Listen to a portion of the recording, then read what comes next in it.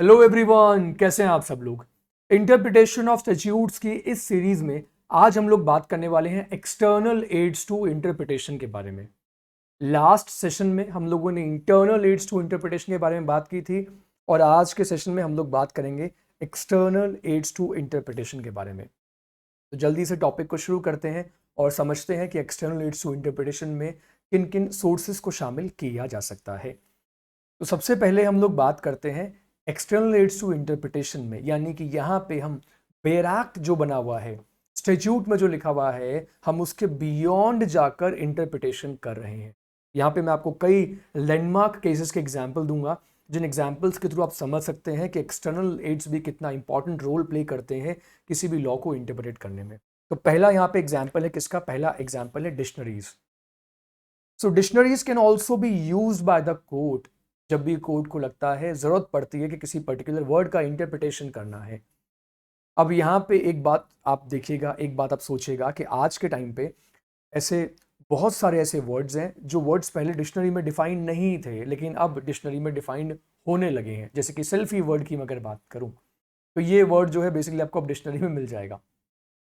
Law के interpretation में भी डिक्शनरी का इंपॉर्टेंट रोल जो है वो हो सकता है। वो कैसे हो सकता है, अभी एक केस के थ्रू आप समझ लीजिए। सो यहाँ पे देख लिए, डिक्शनरीज कैन बी कंसीडर्ड और can be consulted by the court whenever the need arises to know the ordinary sense of a word. किसी भी वर्ड को ऑर्डिनरी सेंस में क्या कहा जाता है। और यहाँ पे एक इंपॉर्टेंट केस लॉ है जो आपको याद रखना है, Ram Avatar versus assistant sales tax officer, या 1961 का ये केस है। इस केस में क्वेश्चन ये था कि बीटल लीव्स को हम शामिल कर सकते हैं वेजिटेबल की डेफिनेशंस में, ये क्वेश्चन था। और ये कहा गया कि बीटल लीव्स जो है इन्हें सेल्स टैक्स से बाहर रखा जाए। और उसके लिए क्या लॉजिक दिया गया, अब यहाँ पे लॉ कौन सा इन्वॉल्व था ये भी देख लीजिए। लॉ जो बेसिकली इन्वॉल्व था वो था central provinces and Berar sales tax act 1947। और इस टैक्स से एग्जेम्पशन लेने के लिए कहा गया कि बीटल लीव्स का अगर डिक्शनरी मीनिंग हम देखेंगे तो डिक्शनरी मीनिंग में ये एक तरीके की वेजिटेबल है, और वेजिटेबल के ऊपर टैक्स तो लगता नहीं है। तो क्योंकि वेजिटेबल के ऊपर टैक्स नहीं लगता, तो बीटल लीव्स यानी कि जो पान के पत्ते होते हैं उनके ऊपर भी टैक्स नहीं लगना चाहिए। लेकिन सुप्रीम कोर्ट ने यहाँ पे क्या कहा, सुप्रीम कोर्ट ने यहाँ पे एक्सटर्नल एड टू इंटरप्रिटेशन के नाम पे जो डिक्शनरी वर्ड जो बताया गया था, डिक्शनरी मीनिंग जो दिया गया था, सुप्रीम कोर्ट ने वहां पे उसको इग्नोर कर दिया। सुप्रीम कोर्ट ने इसको बेसिकली डिसअलाउ कर दिया। और डिसअलाउ कर दिया, बोले कि नहीं, हम डिक्शनरी वर्ड का इंटरप्रिटेशन जो है यहाँ पे यूज नहीं करेंगे। तो ये जरूरी नहीं है कि एक्सटर्नल एड में हमेशा जो इंटरप्रिटेशन दी गई है उस इंटरप्रिटेशन को एज इट इज एक्सेप्ट किया जाएगा। क्योंकि कोर्ट ने कहा कि लेजिस्लेचर का ट्रू इंटेंशन क्या था, उस ट्रू इंटेंशन को समझिए। जब लॉ मेकर ने लॉ बनाया था तो उनका इंटेंशन ये नहीं था कि बीटल लीव्स को वेजिटेबल में इंक्लूड करना है या इंक्लूड नहीं करना। और हो सकता है कि उन्होंने डिक्शनरी मीनिंग को रेफर नहीं किया हो। तो कोर्ट ने बेसिकली यहां पे ये कहा कि betel leaves should be understood in the same sense in which they are commonly understood. तो कोर्ट ने ये कहा कि पान के पत्तों को वेजिटेबल कौन कंसीडर करता है। अगर हम ऑर्डिनरी सेंस में बात करें तो कोई कंसीडर नहीं करता, इसलिए उनके ऊपर क्या होगा, इसलिए उनके ऊपर सेल्स टैक्स जो है वो एप्लीकेबल होगा। Sales tax is applicable on betel leaves. Alright, यहाँ पे एक और एग्जाम्पल मैं आपको देना चाहूंगा, और एक एग्जाम्पल यहाँ पे है Motipur Zamindari company private limited versus state of Bihar, AIR 1962। यहाँ भी क्वेश्चन ये था कि बिहार सेल्स टैक्स एक्ट 1947 के under sale of sugar cane जो है, क्या उस पर टैक्स लगे या टैक्स ना लगे। तो शुगर केन, गन्ना जिसकी हम बात करते हैं, उसके ऊपर टैक्स लगना था। अब शुगर केन को यहाँ पे डिक्शनरी मीनिंग दिया गया, अगेन कोर्ट के सामने डिक्शनरी मीनिंग प्रेजेंट किया गया और यह कहा गया कि sugar cane comes under green vegetable, और वेजिटेबल के ऊपर टैक्स तो लगता नहीं है, तो शुगर केन के ऊपर भी टैक्स नहीं लगना चाहिए। जानते हैं कोर्ट ने क्या कहा, कोर्ट ने कहा कि यहां पे हम डिक्शनरी मीनिंग जो आप लेकर आए हो ग्रीन वेजिटेबल का, उसको हम इग्नोर करते हैं। कोर्ट ने कहा वेजिटेबल का मतलब यहाँ पे only such vegetable as can be grown in a kitchen garden and use during lunch and dinner as articles of food. तो कोर्ट ने यहाँ पे ग्रीन वेजिटेबल की बेसिकली ये डेफिनेशन दी, और कोर्ट ने कहा कि वो डेफिनेशन नहीं है जो आप डिक्शनरी में दे रहे हो। क्योंकि उस डेफिनेशन के अकॉर्डिंग तो शुगर के इन टैक्स से एग्जेम्प्ट हो जाएगा, तो जितने भी लोग शुगर केन में डील करते हैं उन्हें कितना बड़ा बेनिफिट मिल जाएगा। लेकिन कोर्ट ने यहाँ पे कहा कि लेजिस्लेचर का इंटेंशन क्या था। अब इन दो केसेस को देखकर ये मत सोचिएगा कि सर डिक्शनरीज का यूज नहीं किया जाता, इंटरप्रिटेशन में यूज किया जाता है, लेकिन यहाँ पे मैंने वो दो एग्जाम्पल्स बताए हैं जहां डिक्शनरी की इंटरप्रिटेशन देने के बाद भी कोर्ट ने उस इंटरप्रिटेशन को पूरी तरीके से रिजेक्ट कर दिया था। Is that clear? उसके बाद में बात करता हूं सेकेंड सोर्स ऑफ इंटरप्रिटेशन की। तो सेकेंड सोर्स ऑफ इंटरप्रिटेशन क्या हो सकता है? External aid to interpretation basically हो सकता है टेक्स्ट बुक्स। तो कई बार टेक्स्ट बुक भी जो है वो रेफर की जाती है कोर्ट्स की तरफ से, ताकि किसी लॉ का बेसिकली किसी इनैक्टमेंट का ट्रू मीनिंग जानना हो। मनुस्मृति या कौटिल्य की जो बुक्स हैं उनको कोर्ट ने बहुत बार अलग अलग केसेस में कोर्ट किया है। और यहाँ पे तो बेस्ट एग्जाम्पल है वो है Kesavananda Bharati versus state of Kerala का केस, जिसमें कई ऐसी बुक्स को कोर्ट किया गया था तो ये केस यहाँ पे आप याद रखिएगा, टेक्स्ट बुक्स को भी रेफर किया जाता है। हालांकि उन टेक्स्ट बुक्स का कोई डायरेक्ट कनेक्शन नहीं है किसी पर्टिकुलर वर्ड के साथ में, लेकिन वो टेक्स्ट बुक बात करती हैं हमारी हिस्ट्री के बारे में, हमारे कल्चर के बारे में। वो बहुत कुछ हमें बताती हैं about our common law, traditions, customs, और उन्हीं कस्टम से बेसिकली हमारा जो लॉ है वो डेवलप हुआ है, इसलिए कोर्ट उनको भी रेफर करता है। और Kesavananda Bharati versus state of Kerala इसका एक बहुत बड़ा एग्जाम्पल है, जिसमें कोर्ट ने कई टेक्स्ट बुक्स को कोटेशन यहाँ पे दी गई थी, उनको कोट किया था बेसिकली। इसके साथ साथ हम किसकी बात करते हैं? इसके साथ साथ में इंटरप्रिटेशन करने के लिए एक और एक्सटर्नल एड है जिसका नाम है हिस्टोरिकल बैकग्राउंड। तो यहाँ पे हिस्टोरिकल बैकग्राउंड को भी देखा जाता है कि क्या हिस्टोरिकल फैक्ट्स क्या थे या हिस्ट्री ऑफ द लॉ क्या था। अब मैं यहाँ पे एग्जाम्पल लेता हूँ, क्रिमिनल लॉ की मैं बात करता हूँ। तो आप सब लोगों को पता होगा कि जब निर्भया केस हुआ था, अनफॉर्चुनेटली 2012 में जो निर्भया केस हुआ था, उस केस के बाद में क्रिमिनल लॉ में कई अमेंडमेंट्स किए गए थे। और उसी के बाद में आपने देखा होगा कि जुवेनाइल की एज को लेकर एक डिबेट स्टार्ट हुआ था, और फिर जुवेनाइल की एज को लेकर भी जो लॉ में चेंजेस किए गए थे। ये चेंजेस कब किए गए? ये चेंजेस किए गए जब बेसिकली एक ऐसा इंसिडेंट हुआ। तो ये इंसिडेंट है, ये अपने आप में क्या है? ये अपने आप में एक हिस्टोरिकल फैक्ट बन गया है। और बेसिकली जब क्रिमिनल लॉ की अमेंडमेंट की जाएगी तो बेसिकली हिस्टोरिकल फैक्ट्स को देखा जाएगा या हिस्ट्री ऑफ द लॉ को देखा जाएगा कि उस पर्टिकुलर लॉ को क्यों इंट्रोड्यूस किया गया था, उसको इंट्रोड्यूस करने का पर्पस क्या था। अब कई बार ऐसा आप देखते हो कि बहुत सारे ऐसे स्कैम्स सामने आते हैं जिनके बाद लॉ में या तो अमेंडमेंट किए जाते हैं या कोई नया लॉ इंट्रोड्यूस किया जाता है।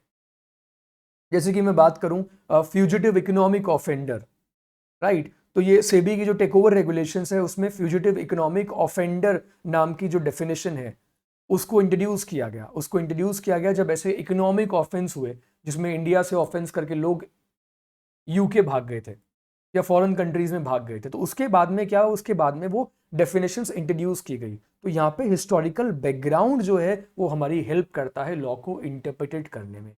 यहाँ पे देखो हमारे सामने, राइट, यहाँ पे हमारे सामने बहुत सारे ऐसे केसेस हैं जिनका हम एग्जाम्पल यहाँ पे ले सकते हैं। यहाँ पे हरि प्रसाद वर्सेस दिवाकर का केस है AI 1957 का, जिसमें कि बेसिकली रिट्रिचमेंट वर्ड की डेफिनेशन कंसीडर करनी थी। तो यहाँ पे किसको देखा गया? हिस्टोरिकल फैक्ट्स को कंसीडर किया गया।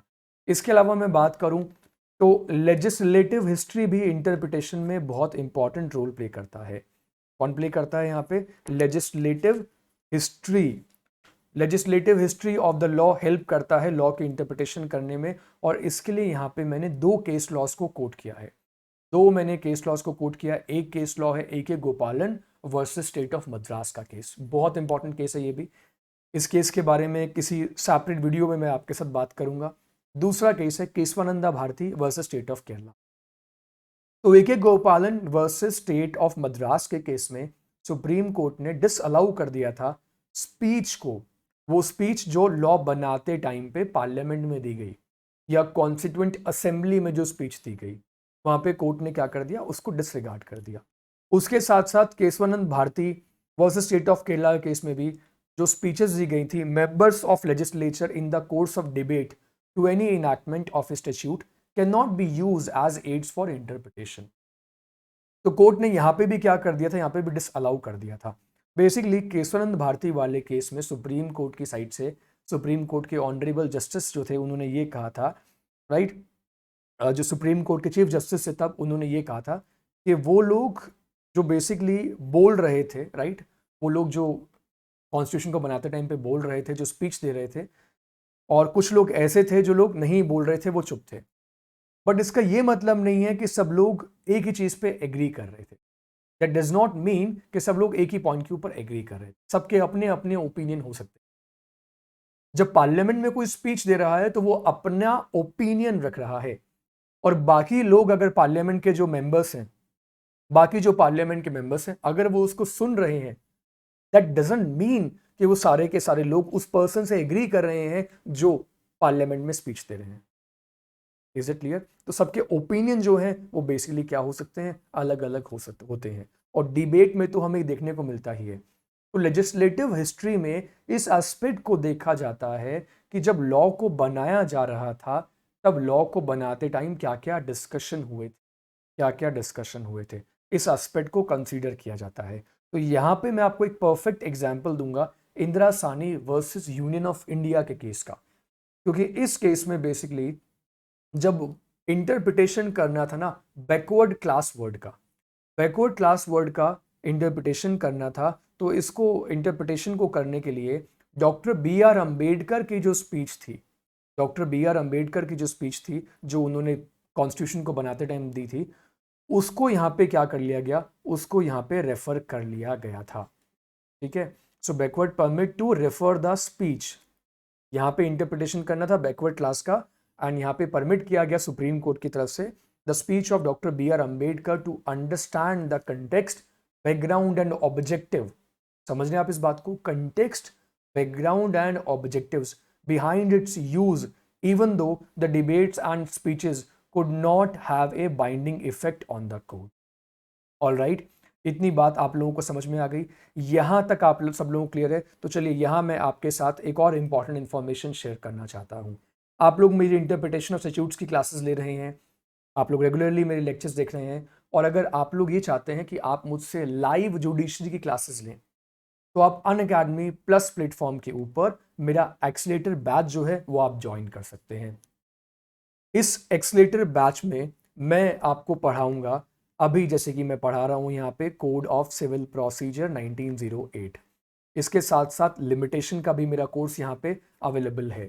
तो आप अनअकैडमी प्लस के ऊपर अगर मुझसे लाइव क्लास लेना चाहते हैं, मेरे बैचेस को ज्वाइन करना चाहते हैं, तो आप मेरा ये कोड यूज़ कर सकते हैं, and my code is SAVY10। जब आप मेरे इस कोड को यूज़ करेंगे तो आपको 10% ऑफ मिलेगा ऑन परचेज ऑफ सब्सक्रिप्शन। तो सब्सक्रिप्शन पे यहाँ पे आपको 10% ऑफ मिल जाएगा। ऑल राइट, अनअकैडमी प्लस के ऊपर बेस्ट एडवांटेज ये होता है कि सारे बैचेस आपके लिए अनलॉक हो जाते हैं। अगर आप जुडिशरी का सब्सक्रिप्शन लेते हैं तो सारे बैचेस आपके लिए अनलॉक हो जाते हैं, और ऐप में आपको exactly this is where you need to apply the code, यहाँ पे आपको कोड अप्लाई करना होता है। आप मेरी अनअकैडमी प्रोफाइल का लिंक इस वीडियो के डिस्क्रिप्शन में देख सकते हैं। तो डिस्क्रिप्शन में आपको मेरी अनअकैडमी प्रोफाइल का लिंक मिल जाएगा, लिंक पे क्लिक करके आप मेरी अनअकैडमी प्रोफाइल पर जा सकते हैं और अनअकैडमी लर्नर्स ऐप पे मुझे फॉलो कर सकते हैं। मुझे फॉलो करने से आपको बेनिफिट क्या मिलेगा कि अनअकैडमी प्लस पे जो मेरी फ्री लाइव क्लासेस होती हैं, उन फ्री लाइव क्लासेस को भी आप एक्सेस कर सकते हैं, वहाँ आप मुझसे लाइव डाउट पूछ सकते हैं। ऑल राइट, और अगर आप अनअकैडमी प्लस के ऊपर सब्सक्रिप्शन खरीदते हैं तो ये उसके प्राइसिंग प्लान्स हैं। These are the pricing plans of plus subscription. ये 1 मंथ का प्लान, 3 मंथ का, 6 मंथ्स का, जो प्लान आपको सूटेबल लगे उसके अकॉर्डिंग आप अपना प्लान चूज कर सकते हैं, और यहाँ पे आप ये कोड लगा लीजिए SAVY10, तो आपको 10% डिस्काउंट भी मिल जाएगा on purchase of subscription.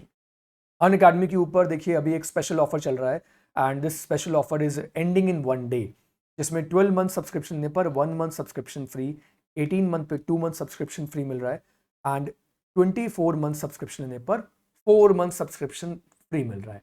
That means you are paying for 24 months and you are getting it for 28 months. Subscription आपको 28 मंथ्स का मिल रहा है। ऑल राइट, अनअकैडमी एडवांटेजेस आपके सामने हैं जिसको आप एक्सपीरियंस करेंगे जब आप अनअकैडमी की लर्नर्स आपके ऊपर मेरी क्लासेस आप अटेंड करेंगे, तो ये सारी एडवांटेजेस आप एक्सपीरियंस करेंगे। यूट्यूब पे भी अगर आप मुझसे जुडिशरी क्लासेस लेना चाहते हैं तो डू सब्सक्राइब जुडिशरी एग्जाम 360।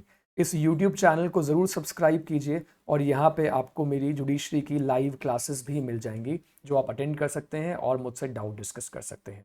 इसके साथ साथ टेलीग्राम पे do follow us @judiciary exam 360। इस पे आप सर्च करेंगे तो आपको टेलीग्राम पे हमारा चैनल मिल जाएगा और चैनल पे आपको मेरे आने वाले सारे वीडियोस की नोटिफिकेशन भी मिल जाएंगी।